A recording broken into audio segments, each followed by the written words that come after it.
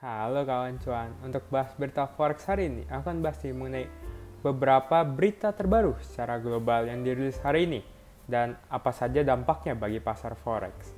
Nah, sebelumnya disclaimer on ya, ini hanyalah hasil analisa fundamental aku dan bukan saran trading, sehingga resiko trading tanggung masing-masing ya kawan cuan. Kawan cuan, mari kita mulai dari negara kangguru, yaitu Australia, dan juga bank sentralnya, yaitu RBA yang pagi tadi merilis kebijakan moneter terbarunya, di mana mereka memutuskan untuk menahan suku bunganya untuk yang kedua kalinya di angka 4,1%. Keputusan ini diambil RBA karena RBA menginginkan lebih banyak waktu untuk menilai efek dari kenaikan suku bunga yang telah dilakukannya sejak tahun lalu. Selain itu, RBA juga menambahkan kalau masih terdapat kemungkinan untuk menaikkan suku bunganya ke depan atau di meeting-meeting selanjutnya. Aksi RBA untuk menahan suku bunga ini pun dapat membuat mata uang AUD itu melemah saat ini setelah kemarin itu menguat cukup tajam. Namun, AUD juga dapat kembali menguat dan ini akan berhubungan dengan berita berikutnya yang datang dari negara Tiongkok yang merilis Caixin PMI-nya menyusul dua data PMI kemarin, di mana Caixin PMI ini mengukur sektor manufacturing dari usaha kecil dan juga menengah, di mana terjadi kontraksi yang menunjukkan angka 49,2, turun dari prediksi para analis di angka 50,3, dan juga turun dari data sebelumnya di angka 50,5. Ketiga data PMI dari Tiongkok ini itu semakin mendorong spekulasi pelaku pasar bahwa pemerintah Tiongkok akan mengumumkan stimulus yang besar untuk mendorong ekonominya yang sedang melemah.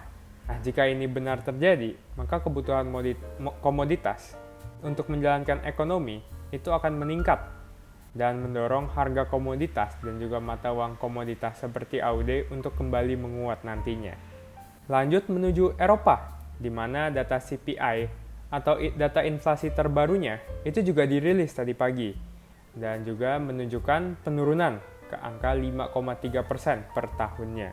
Walaupun angka ini sebenarnya masih cukup jauh dari target ECB, Bank Sentralnya Eropa, di angka 2%, data ini tuh cukup untuk meningkatkan peluang kalau ECB dapat melakukan jeda terlebih dahulu di meeting bulan September mendatang. Nah, sentimen ini pun dapat mendorong mata uang Eropa yaitu euro untuk melemah saat ini.